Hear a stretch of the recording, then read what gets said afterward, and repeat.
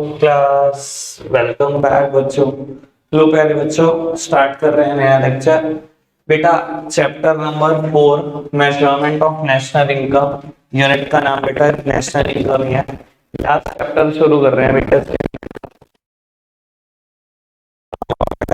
पता है ठीक है ना। और यहाँ से थ्योरी का भी क्वेश्चन कैसे आता है, ठीक है ना। एक्सपेक्ट करना बेटा 12 नंबर है इस पूरी यूनिट के, ठीक है ना। 10 नंबर यहीं से, दो वन वन, ठीक है ना। कभी कभी बेटा ऐसा होता है कि कुछ आता है कहीं और से। 3 नंबर में न्यूमेरिकल आ गया चैप्टर का, वो कभी कभी वाली सिचुएशन है। पोर्शन यहीं से आएगा इस यूनिट में, ठीक है। चलो करते हैं बेटा बात। तो सर्कुलर फ्लो ऑफ इनकम याद करो, 3 स्टेजेस में था, ठीक है ना। 3 अलग अलग फेजेस थी बेटा। सबसे पहली फेज थे बेटा जनरेशन ऑफ इनकम, बोल लो। दूसरा नाम बताओ, प्रोडक्शन फेज। दूसरी फेज इनकम फेज या डिस्ट्रीब्यूशन ऑफ इनकम। तीसरी एक्सपेंडिचर फेज या डिस्पोजिशन ऑफ इनकम। बेटा सर्कुलर फ्लो में 3 स्टेजेस थी नेशनल इनकम कैलकुलेट करने के भी, यही 3 मेथड है। पहली phase production phase, then income phase, then expenditure phase. बेटा यही तीनों मेथड है, प्रोडक्शन मेथड, इनकम मेथड और एक्सपेंडिचर मेथड। बेटा प्रोडक्शन मेथड का दूसरा नाम है वैल्यू एडेड मेथड, कुछ लोग आउटपुट मेथड भी बोलते हैं। Most famous name is value added method.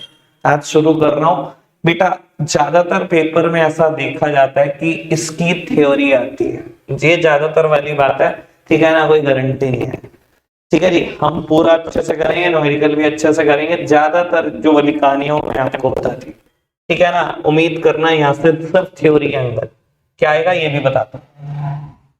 करते हैं बेटा बात शुरू। वो लिखने पे ध्यान कम है इस बार, ठीक है ना। पे ध्यान देंगे बेटा। मैंने डेफिनेशन लिखवाई थी सबसे की, आराम से इसको बेटा। Value added refers to the addition of value to the raw material और the intermediate goods by a firm by the virtue of its productive activity is value added.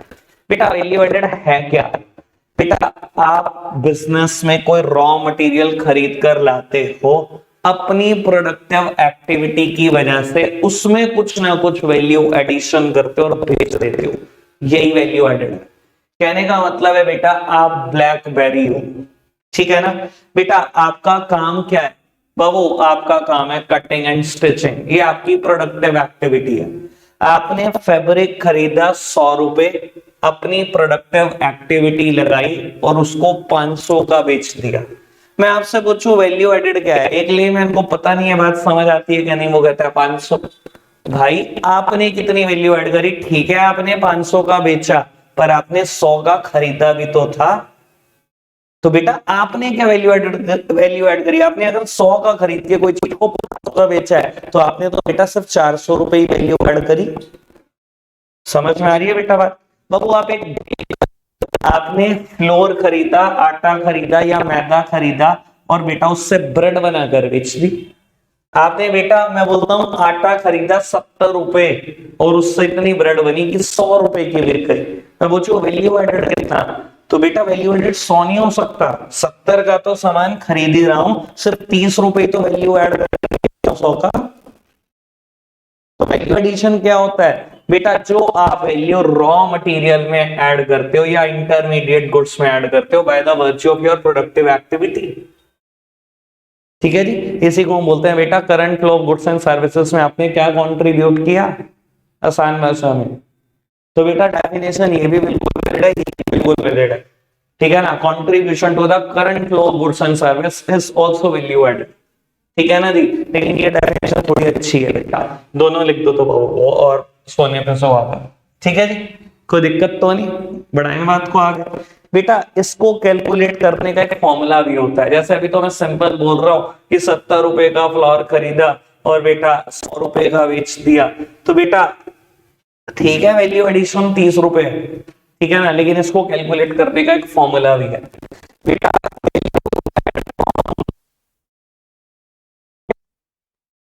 Value of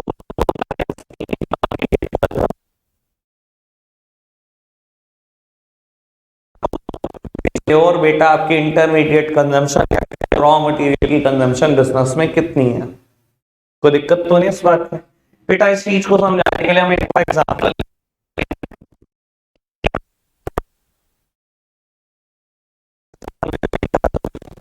कर देते हैं, एग्जांपल भी करता हूं। बेटा एक person देखो इस पूरे डायग्राम में, बेटा farmer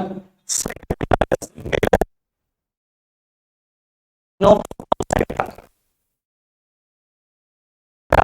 farmer miller and baker ने क्या किया? Farmer sells wheat of 500 to the sells flour of 700 to the baker. ठीक है जी, फार्मर ने 500 रुपए का बेच दिया, बेटा मिलर ने 700 रुपए का आटा बेच दिया और बेकर ने बेटा 1000 की ब्रेड बेच दी कंज्यूमर को। बेटा वैल्यू एडेड ऐसे नहीं हो सकता 100 प्लस 700 प्लस 1000, ये नहीं है वैल्यू एडेड। वैल्यू एडेड कैसे निकलेगा? Value of output minus intermediate consumption. अब बेटा मुझे 3% 3 दिखाई दे रही है, मैंने तीनों फर्म के नाम लिखे, ये रहा फार्मर, ये रहा मिलर, ये रहा बेकर। ठीक है जी, बेटा कितने रुपए का आउटपुट बेचा है फार्मर ने? बेटा फार्मर ने जो आउटपुट बेचा है वो 500 रुपए का बेचा है। Value of output is 500, minus कर दो बेटा इसकी इंटरमीडिएट कंजम्पशन। वैसे ऐसा कोई इंटरमीडिएट कंजम्पशन ना हो, इसने भी कोई रॉ मटेरियल खरीदा होगा, लेकिन इस एग्जांपल में नहीं है, तो बेटा एज्यूम इट टू बी 0। बेटा आउटपुट इसने भी 500 का बेचा माइनस 0, तो सर इसका वैल्यू एडेड कितना है? 500 ही है। बेटा ये बेकर मिलर के एंगल से सोचो, मिलर ने बेटा फ्लोर आटा बेचा, उसका आउटपुट था उसने 700 रुपए का बेच दिया बेटा, लेकिन कुछ तो इनपुट की भी कंजम्पशन रही होगी, कुछ तो बेटा उसने भी कंज्यूम किया। बेटा उसने वेट खरीदा था, उससे आटा बनाकर बेचा। बेटा माइनस कर दो ना 500 रुपए, 500 रुपए माइनस कर दिए बेटा इंटरमीडिएट कंजम्पशन के, तो जो वैल्यू ऐड आपने करी वो 200 रुपए। नॉर्मल सेंस भी यही बोलती है बेटा, वेट खरीद रहे हो 500 रुपए की, 700 रुपए का आटा बेच रहे हो, तो बेटा आपने तो वैल्यू ऐड सिर्फ 200 रुपए करी, आपने कौन सा 700 रुपए वैल्यू एडिशन किया? ठीक है ना जी। सेम बात बेटा बेकर के लिए, आपने आउटपुट था बेटा, यानी कि आपने कितनी वैल्यू ऐड करी? आपने तो बेटा 300 ही करी। कोई दिक्कत तो नहीं? बात समझ में आ रही है बेटा? वैल्यू एडिशन क्या है? पक्का से? चलो जी करते हैं बात। यहीं पर एक बात बताता हूं,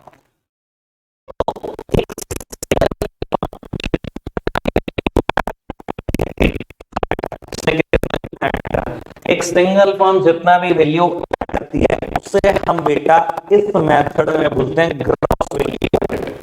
यानी कि अगर मैं कहूं gross value added of farmer is 500, gross value added of miller is 200 और बेकर का बेटा 300 है। ठीक है ना, एक फर्म जितना भी वैल्यू ऐड करेगी उसे हम बोलेंगे जीवी है जी, ग्रॉस वैल्यू एडेड है। और अगर मैं कहूं बेटा मुझे पूरे इंडिया की ग्रॉस वैल्यू बेटा सिग्मा को रिप्रेजेंट करता है, ठीक है ना बेटा, वो पूरे इंडिया की सारी फर्म के जीवी का टोटल, तो बेटा it is always and always equal to GDP at MP.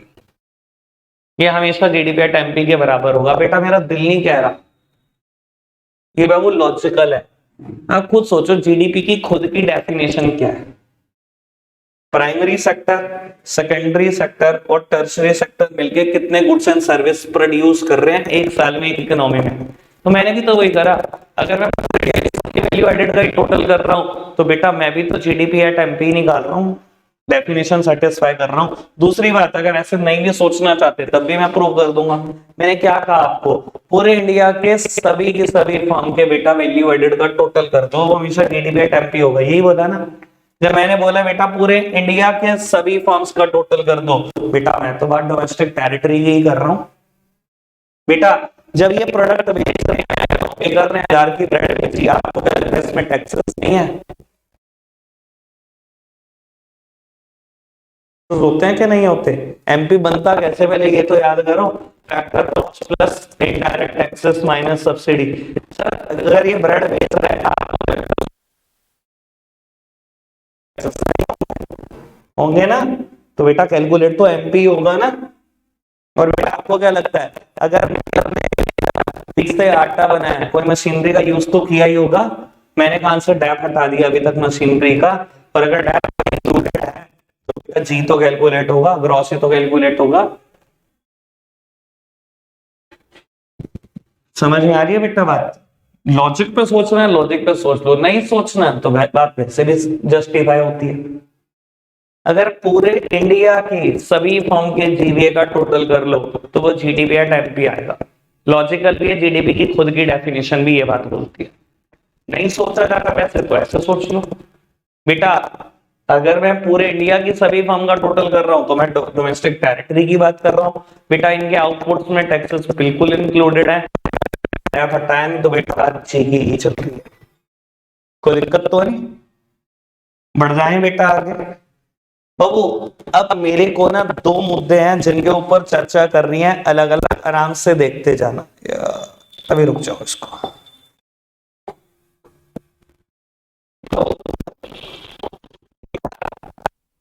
तो बोलो पहले आप खुद से बेटा, क्या formula, value of output minus यही है ना फॉर्मूला बेटा। Single star one intermediate consumption, इस पे भी चर्चा करनी है। डबल स्टार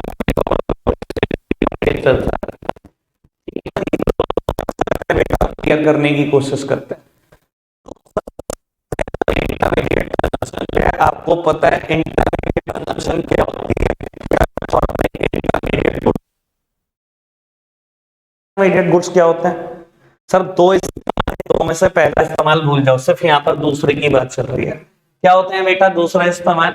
बेटा वो प्रोडक्ट जो दूसरे प्रोडक्ट को बनाने में हेल्पफुल है और अपनी आइडेंटिटी खो देते हैं ड्यूरिंग प्रोडक्शन, सिर्फ उन्हीं प्रोडक्ट की बात चल रही है, कोई दिक्कत तो नहीं। और बेटा जब मैं बोलता हूं इंटरमीडिएट कंजम्पशन तो बेटा आप समझ रहे हो क्या बेटा,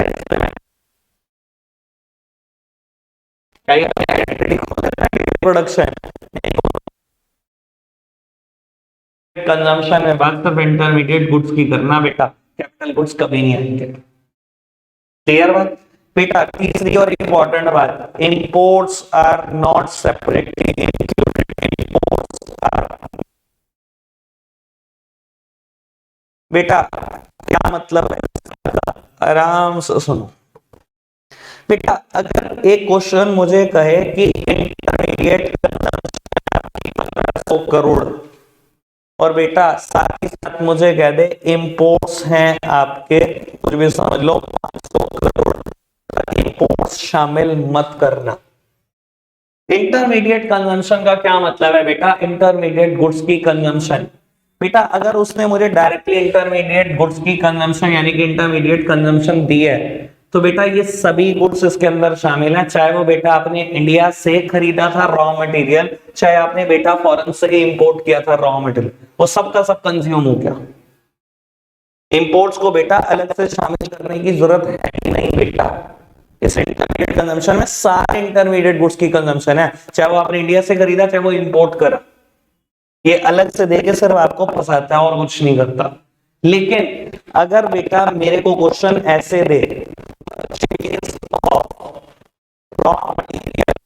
फ्रॉम डोमेस्टिक फर्म्स, ऐसे दे दे purchase of raw material from domestic firm, ये दे दे 1500 करोड़ और बेटा इंपोर्ट्स दे दे 500 करोड़, तो इंपोर्ट्स का क्या सर? तो इंपोर्ट्स का क्या बेटा? ऐसी सिचुएशन में while arriving at the intermediate consumption you have to add the imports to.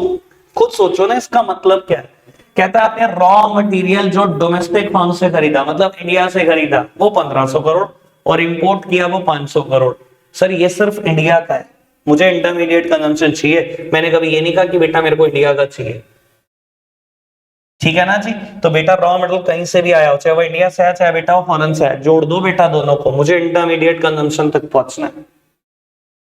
Clear है बेटा बात? अब आप खुद सोचो इस स्टेटमेंट और इस स्टेटमेंट में अंतर नहीं है, दिखाई दे रहा है ना बेटा? पक्का से बात ओके, कोई दिक्कत तो नहीं?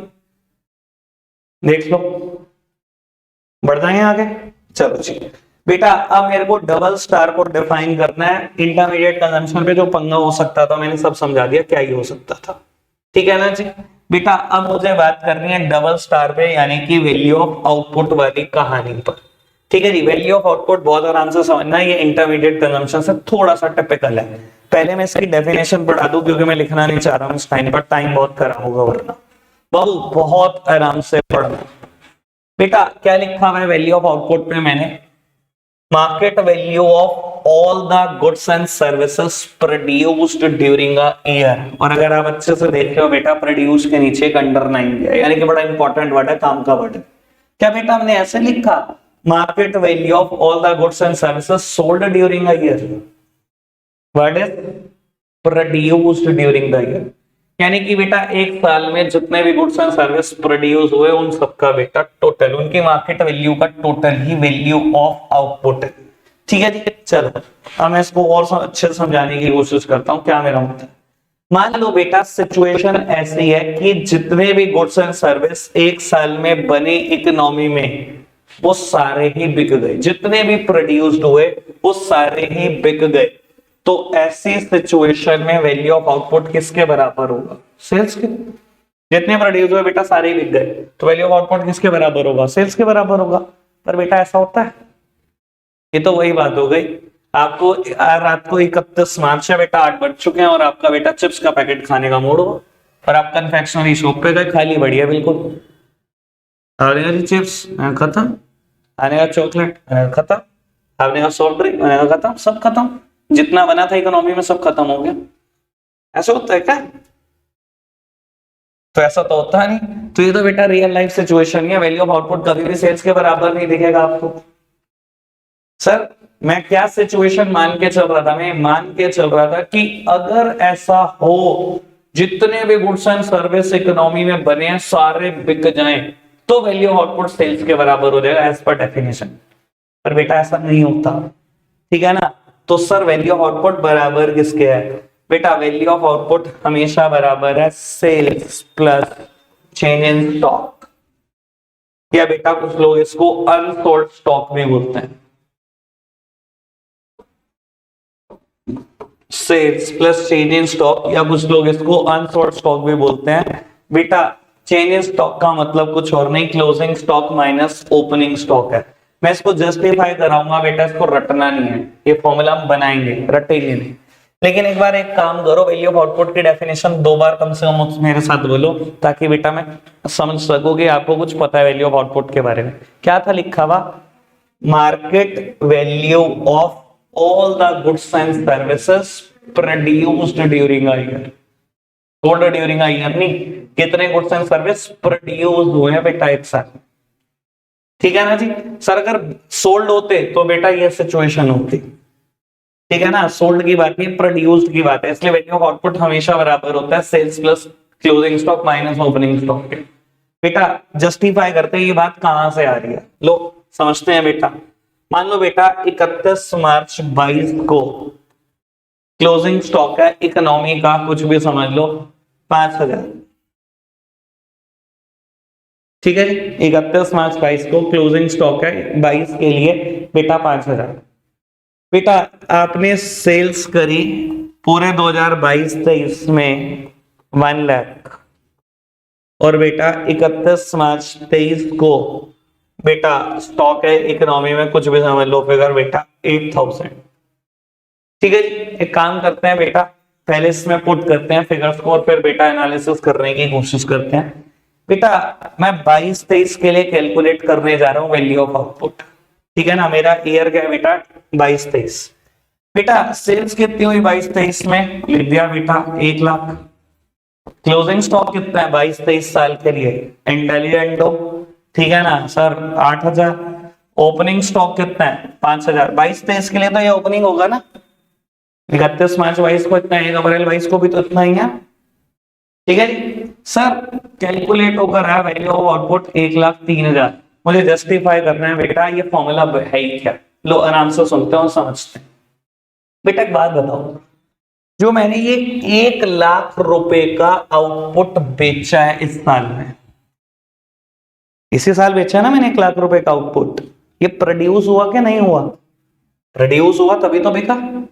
ये 1 लाख का आउटपुट प्रोड्यूस होना, या ऐसा भी हो सकता है कि जो ये पिछले साल का 5000 प्रोड्यूस हुआ था, सर ये पिछले साल प्रोड्यूस हुआ होगा ना, पिछले साल का क्लोजिंग स्टॉक है, पिछले साल प्रोड्यूस हुआ होगा ना। ये अगर पिछले साल प्रोड्यूस हुआ होगा, ये पिछले साल के वैल्यू ऑफ आउटपुट में होगा कि नहीं होगा, पहले तो ये बताओ सर, ये पिछले साल के वैल्यू ऑफ आउटपुट में होगा कि नहीं होगा। वैल्यू ऑफ आउटपुट की डेफिनेशन तो वही है, प्रोड्यूस ड्यूरिंग अ ईयर। ये पिछले साल के वैल्यू ऑफ आउटपुट में होगा। मेरे पास लेकिन बच गया था इकोनॉमी में, बेटा जब हमने 1 लाख का सामान इस बार बेचा, हो सकता है बेटा मैंने 5000 वाला ये बेच दिया, जो पिछली बार का सामान था मैंने वो बेच दिया, और बेटा 95,000 का करंट ईयर का बेच दिया, तो मेरी 1 लाख की सेल हो गई। ऐसी हुई होगी, मान लो ये सिचुएशन, ठीक है जी। क्योंकि बेटा ये 5000 का पिछले साल जुड़ चुका था, तो इस साल थोड़ी जोड़ेंगे, इस साल भी जोड़ दूं क्या? पिछले साल जुड़ चुका था ना ये 5000 का, पिछले साल प्रोड्यूस हुआ था ना। सर टोटल 1 लाख का सामान बिका, इसमें से 5000 का पिछले साल प्रोड्यूस हुआ था। करंट ईयर में प्रोडक्शन तो 95,000 ही था, टोटल 1 लाख का बिका। सर मेरे को क्या चाहिए, वैल्यू ऑफ आउटपुट का फॉर्मूला बताओ फटाफट से, डेफिनेशन बताओ क्या है। Market value of all the goods and services produce during a year, जो इस साल में गुड्स एंड सर्विस प्रोड्यूस हुआ, मुझे वो चाहिए, ठीक है ना। यूनिट्स में सोच लो, 1 लाख यूनिट है ये 5000 यूनिट है, ये 8000 यूनिट है। सर 1 लाख मैंने यूनिट बेची इस साल, बेटा 5000 जो पिछले साल वाली थी वो बेच दी। मेरा ओपनिंग स्टॉक था 5000, तो वो वाली बेच दी, यानी कि इस साल प्रोड्यूस कितनी हुई, ये 95,000 प्रोड्यूस हुई, वो भी बेच दी। सर मैंने क्या किया, मैंने इस साल प्रोडक्शन 95,000 का किया ना, टोटल 1 लाख बेची, लेकिन 5000 पुराने वाली बेची। सर मैंने भी 95,000 ही ऐड करा, देख लो अच्छे से, क्योंकि पिछले साल के वैल्यू ऑफ आउटपुट में ऐड हुआ था, मैंने इसको बाहर निकाल दिया। और बेटा 1 लाख का इस साल बेचा, 1 लाख में से 5000 पिछले साल का था, वो बाहर निकाल दो। मैंने तो बेटा इस साल अभी 95,000 ही प्रोड्यूस करा, कोई दिक्कत तो नहीं। और बेटा साल खत्म होते होते बेटा 8000 का बचा भी है।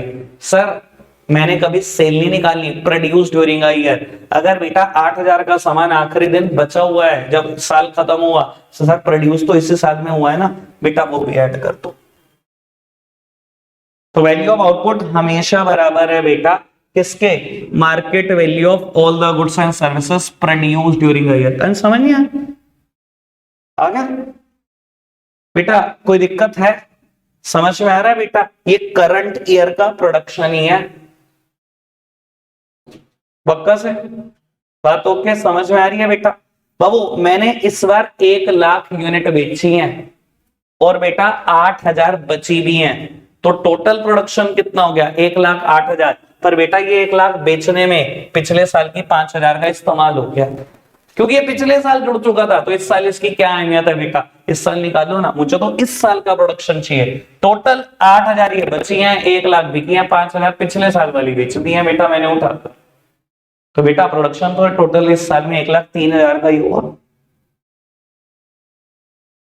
क्लियर है बेटा बात, वैल्यू ऑफ आउटपुट समझ में आया बाबू। अब जैसी बात मैंने वहां पर बोली थी वैसी बात यहां पर बोलूंगा। अच्छा अगर अभी तक फॉर्मूला एक्सपेंड करने की बात हो, तो अभी तक फॉर्मूला क्या है सर, फॉर्मूला था value added is equals to value of output minus intermediate consumption, नहीं था फॉर्मूला। एक्सपेंड करो जितना एक्सपेंड अभी तक पॉसिबल है। सर अभी मैंने इसको पढ़ा कि ये किसके बराबर होता है, सेल्स के नहीं, sales plus change in stock के, इसकी तो बराबर होता है बेटा। अब और इंटरमीडिएट कंजम्पशन, सर अगर कभी डोमेस्टिक परचेजेस दिए हो तो बेटा इंपोर्ट्स जोड़ देना, तभी बनेगा बेटा। जितना एक्सपेंशन अभी तक मैंने पॉसिबल है जितना हो सकता है मैंने किया, कोई दिक्कत तो नहीं, समझ आई बात बेटा। आ जाओ जरा वापस, जैसी बात इंटरमीडिएट कंजम्पशन में बोली थी वैसे ही बोल रहा हूं बेटा। Exports are not separately included, exports are not separately included. Exports को बेटा अलग से जोड़ने की कोई जरूरत नहीं है। अगर बेटा एक क्वेश्चन आपको कहे सेल्स इतनी, एक्सपोर्ट्स इतने, कुछ भी फिगर समझ लो, वही समझ लो जो अभी तक लिख रहे थे 1500 करोड़ और 500 करोड़। सर जब आप बात करते हो सेल्स की, सेल्स में सब कुछ आ चुका है, मैंने ये नहीं कहा कि इंडिया में कितना बेचा, मैंने ये कहा मैंने कितना बेचा, और मैंने बेचा तो इंडिया का भी आ गया बेटा और एक्सपोर्ट्स भी आ गए, सेल्स में सब कुछ शामिल है, इसकी कोई जरूरत नहीं है। लेकिन अगर मैं आपको ये कह दूं डोमेस्टिक सेल्स 1500 करोड़ और एक्सपोर्ट्स 500 करोड़, तो सर कहानी बहुत अलग है, ठीक है ना। फिर सेल्स निकालने के लिए क्या करना पड़ेगा सर, डोमेस्टिक सेल्स भी जोड़नी पड़ेंगे, एक्सपोर्ट्स भी जोड़ने पड़ेंगे। क्लियर है बेटा बात बाबू, यानी कि फॉर्मूला और एक्सपेंड हो सकता है। अगर सेल्स हैं तो बेटा सेल्स किसके बराबर होती हैं, डोमेस्टिक सेल्स प्लस एक्सपोर्ट। बेटा चेंज इन स्टॉक वाली बात तो है ही है, और बेटा इंटरमीडिएट कंजम्पशन वाली बात डोमेस्टिक परचेजेस प्लस इंपोर्ट्स। ये मैक्सिमम एक्सपेंशन हो सकता है इसका, कोई दिक्कत तो नहीं, इतना ये मैक्सिमम एक्सपेंड है, इससे ज्यादा एक्सपेंड नहीं हो सकता है, ठीक है जी। क्लियर है बात। वो आखिरी की दो बातें रहती हैं वो खत्म करते हैं, फिर बेटा न्यूमेरिकल पे शिफ्ट कर जाएंगे अभी आज इसी मेथड की, ठीक है जी। अभी तो बहुत टाइम है। हाँ जी, हाँ हाँ आएगी बात, घबराना आएगी बात, तेरी वाली बात जो तू बोल रही है मैं उसी के इंतजार में ही हूँ, घबराना एक सेकंड तो। बाबू पेपर में 4 मार्क क्वेश्चन आता है, मैंने कहा था यहाँ से थियोरिटिकल एक पोर्शन आएगा, ठीक है ना, और वो आता कई बार है बेटा। अनएक्सपेक्टेड पेपर ना बहुत डिफिकल्ट होता है, इतना टुच्चा क्वेश्चन आता है, इतना टुच्चा क्वेश्चन आता है और बच्चे वो भी नहीं कर पाते। बेटा क्वेश्चन आपसे पूछता है, ठीक है ना, कि वैल्यू एडेड मेथड से नेशनल इनकम तक पहुंचने के स्टेप्स लिखो, ठीक है ना, वैल्यू एडेड मेथड से नेशनल इनकम में पहुंचने के स्टेप्स लिखो। और मैं आपको बताता हूँ बच्चा कितना इंटेलिजेंट होता है। बच्चा ना, बच्चे का पूरा फोकस होता है, अरे ये चैप्टर तो पूरा प्रैक्टिकल है, मैं तो पढ़ता नहीं इसकी थ्योरी। और मैं हमेशा ये समझाता हूँ बेटा जितने मर्जी प्रैक्टिकल कर लो, चाहे अकाउंट्स के कर लो चाहे मैथ्स के कर लो, पहले उसकी थ्योरी है, पहले वो तो अच्छे से क्लियर कर लो। वैल्यू एडेड मेथड क्लियर ही ना करूं, मैं फॉर्मूला बता दूं, सर आप न्यूमेरिकल कभी भी नहीं कर सकते, जितना मर्जी खोद लेना, जितने मर्जी अच्छे हो प्रैक्टिकल में। तो सर बच्चा क्या करता है, पढ़ के तो जाता नहीं, बच्चा कहता है अच्छा लो step number 1 calculate value of output, step number 2 calculate intermediate consumption, step number 3 deduct कर दो वैल्यू ऑफ आउटपुट पे से इंटरमीडिएट कंजम्पशन, लो आ गया GDP at MP, step number 4 निकाल लो एनएनपी एट एफसी, आ गई नेशनल इनकम, अब जीरो। ये स्टेप्स वही लिखने हैं जो एनसीईआरटी आपसे चाहती है लिखवाना। तो भाई ये 4 स्टेप है, बहुत बच्चों वाले क्या ही बोलूं मैं आपको। सबसे पहला स्टेप है classify the industries into primary secondary tertiary. पूरे इंडिया की सारी के सारी इंडस्ट्री को क्लासीफाई कर दो प्राइमरी सेकेंडरी एंड टर्शियरी में। कहता है उन सबके ग्रॉस वैल्यू एडेड का टोटल कर दो। बेटा अगर मैं सभी इंडस्ट्री के ग्रॉस वैल्यू एडेड का टोटल करूंगा तो आपको पता है जीडीपी एट एमपी आएगा। बट मैं कहता हूं अगर इस बात को नहीं सोच पा रहे आप खुद सोचो, आप प्राइमरी सेकेंडरी और टर्शियरी के प्रोडक्शन का टोटल कर रहे हो, जीडीपी एट एमपी की खुद की डेफिनेशन यही होती है, किसी देश का जीडीपी है ही क्या, प्राइमरी सेकेंडरी और टर्शियरी सेक्टर ने मिलकर जितने गुड्स एंड सर्विस प्रोड्यूस्ड करे इकोनॉमी में, ठीक है ना सर, तो जीडीपी एट एमपी तो आएगा। बेटा हमेशा ध्यान रखना नेशनल इनकम से पहले डोमेस्टिक इनकम कैलकुलेट करके दिखाना ज्यादा अच्छा माना रहता है। तो बेटा step number 3 calculate the domestic income which is equivalent to NDP at FC. Sir अगर मैं जीडीपी एट एमपी पे हूं और मुझे एनडीपी एट एफसी तक जाना है तो आप समझ आ रहे हो कैसे जाया जा सकता है। जी को एन में कन्वर्ट करो माइनस एफ, एमपी को एफसी में कन्वर्ट करो माइनस एनआईटी, पहुंच गया। Step number 4 calculate national income which is equivalent to NNP at FC. और अगर मैं थर्ड स्टेप में एनडीपी एट एफसी तक था और मुझे चौथे में एनपी एट एफसी तक पहुंचना है तो सिर्फ एनएफआई ऐड करना है। ये 4 स्टेप है और अगर इसके 4 नंबर आते हैं बताओ मैं क्या बोल रही हूँ आपको। और अगर ये 4 नहीं लूट पा रहे आप, ज्यादातर वैल्यू एडेड मेथड में आने वाली चीज थ्योरेटिकली क्लासिफाई कर दो इंडस्ट्री को प्राइमरी सेकेंडरी टर्शियरी, सबके ग्रॉस वैल्यू एडेड का टोटल कर लो, GDP at MP, national income निकाल लो, सॉरी डोमेस्टिक इनकम निकाल लो, नेशनल इनकम निकाल लो, खत्म। ठीक है जी। अब बेटा इस मेथड में ध्यान देने वाली बातें precautions of value added method, ठीक है नी, क्या क्या बातें ध्यान रखनी है। लो जी बेटा प्रिकॉशंस का एक शॉर्टकट है, याद रहे ठीक बात, नहीं रहे उससे भी अच्छी बात, जैसे भी याद रख सकते हो कर लेना, ठीक है जी। सर 6 प्रिकॉशंस हैं, ढंग से सुननी है। बेटा पहली प्रिकॉशन, इंटरमीडिएट कंजम्पशन नहीं जोड़नी। और सर हम कहीं जोड़ते भी नहीं है, आपको फॉर्मूला पता है? आपको फॉर्मूला क्या है वैल्यूडेटेड मेथड का? Value of output minus intermediate consumption. हम कौन सी जोड़ रहे हैं भाई? ठीक है जी। दूसरी प्रिकॉशन, चेंज इन स्टॉक हमेशा जोड़ना है। भाई हमने तो जोड़ा ही है change in stock. Value of output का फॉर्मूला क्या बना हमने? Sales plus change in stock, हमने तो ऐड किया है ना। ठीक है ना जी। बेटा तीसरी precaution, second hand goods and services नहीं जोड़ने। लेकिन बेटा अगर उसको बेचने के लिए कोई ब्रोकरेज कमीशन दिया है तो वो हमेशा जोड़नी है। लॉजिक याद करा देता हूं जो बोल चुके, और जिन्होंने नहीं पढ़ा बेटा वो पहली बार सुन रहे हैं। Sir second hand goods and services क्यों नहीं जोड़ने? बेटा मैं बोलता हूं, आपने ना 2020 में फोन खरीदा जो 2020 में प्रोड्यूस हुआ था।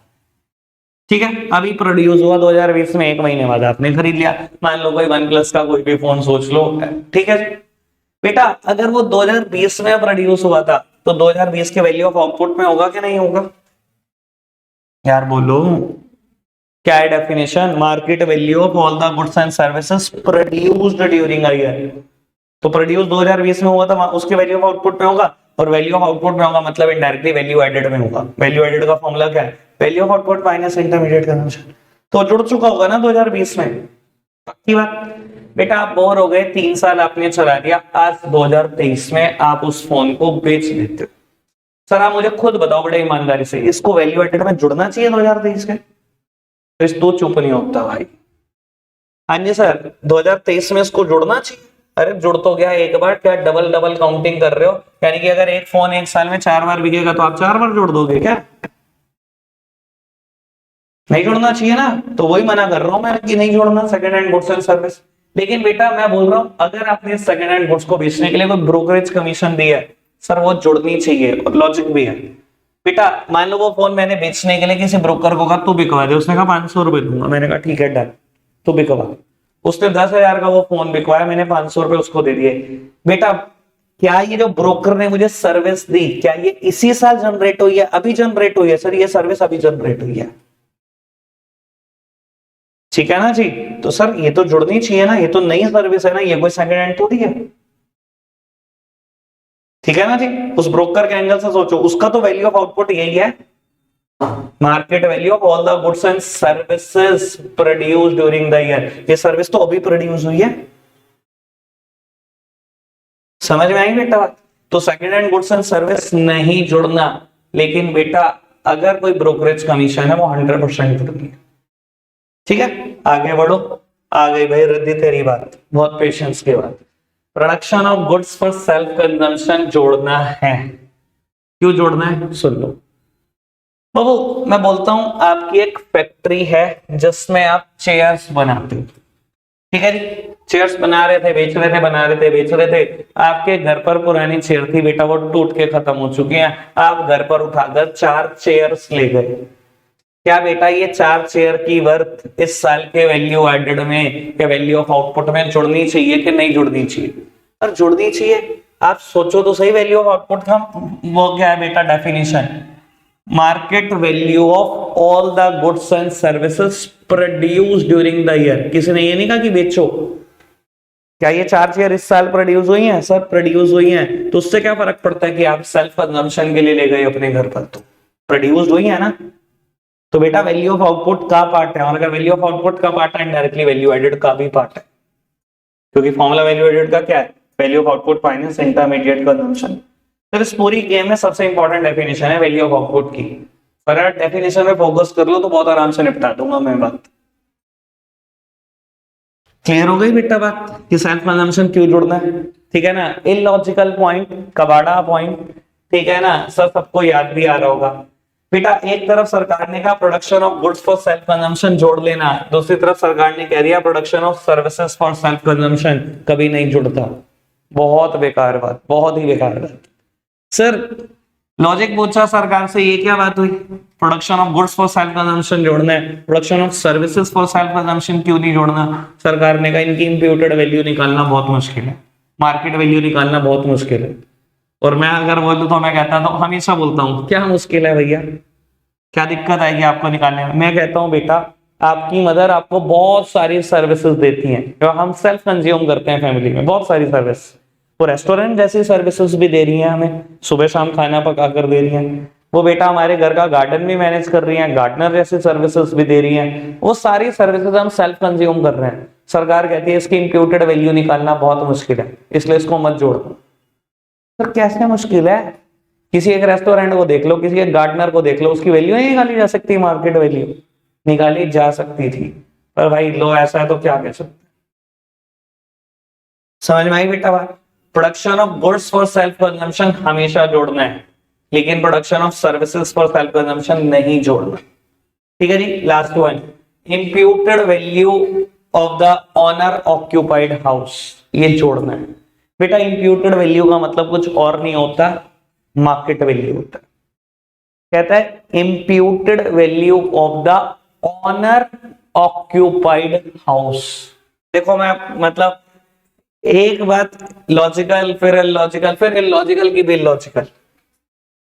Production of goods for self consumption बहुत लॉजिकल बात थी, जुड़ना भी चाहिए था, जुड़वा दिया। Production of services for self consumption कितनी लॉजिकल थी, मना करवाती है जबरदस्ती, जबकि जुड़ सकती थी। और दो, अब पता है क्या है, मैं आपको बता देता हूं, ये जो मैं जिसकी मैं बात कर रहा हूं, जिस पॉइंट की बात कर रहा हूं, ये भी एक production of services for self consumption. पहले क्या दिया, production of services for self consumption नहीं जोड़ना, फिर एक सर्विस उठाकर दे दी है और सेल्फ कंजम्पशन के लिए है, उसे कह रहे हैं जोड़ रहे हो। कैसे बेटा, भी सुन लो। कहता है imputed value of the owner occupied house. बेटा आपका अपना एक घर है, आप उस घर में रहते हो, ठीक है जी। कहता है market value of the rent निकाल लो और जोड़ देना उठाकर।